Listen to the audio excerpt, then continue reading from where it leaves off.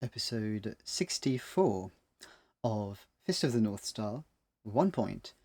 The keyword for this episode is going to be father. In this episode, we see, in my opinion, two opposite kinds of father figure for Kenshiro. The obvious one is Shu. Obviously, a father figure for just in general, a father figure. He's the literal father of Shiba, right?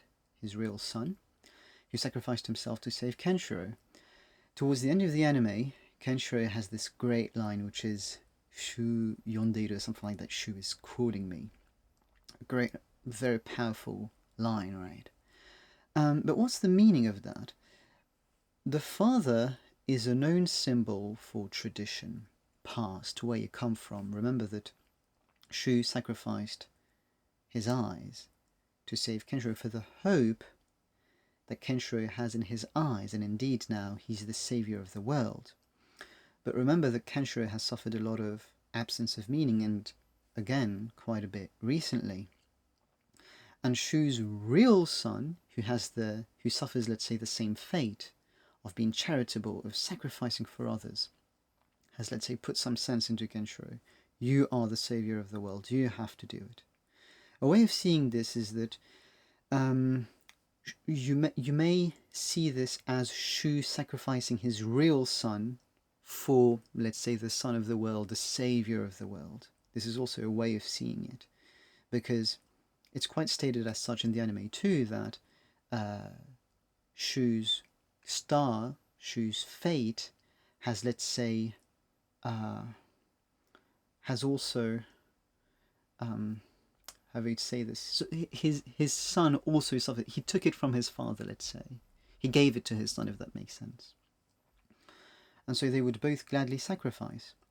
So towards the end of the anime, when Kenshiro says that Shu is calling him, it's that now he doesn't suffer the absence of meaning anymore.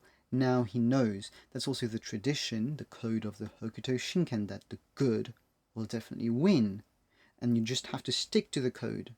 You don't do it the way you want, right? So you need someone, we said before that you need someone who will stoically just submit to the code. Now he got back the meaning, the attachment to what he has to do, where he comes from, so the tradition, the past, is also Shu in the past when Kenshiro was a child who sacrificed for him. So all of this becomes tradition. And so he hears that tradition, where he comes from, the tradition he himself has to protect, and the responsibility of being the savior. That's the good father, though.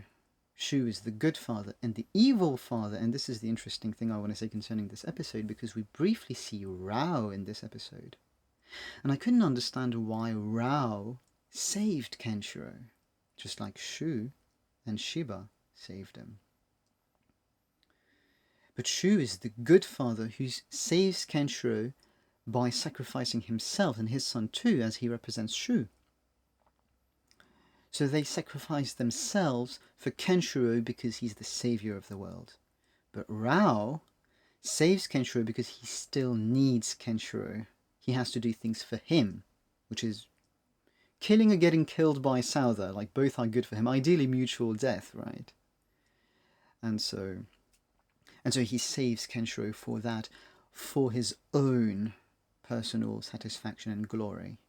And that's the evil father. And if you're not convinced of this 𝚎𝚅 father figure, well, he's his older brother, right? So it's kind of like a micro-paternity, let's say. It's rather an older-younger brother relationship, of course, but I believe we'll get more of this later. But here you go for this episode. So the key word being father, this good father figure sacrificing himself for his child, let's say here it's figurative, of course, and the evil father also protecting the child, let's say, but for his own satisfaction.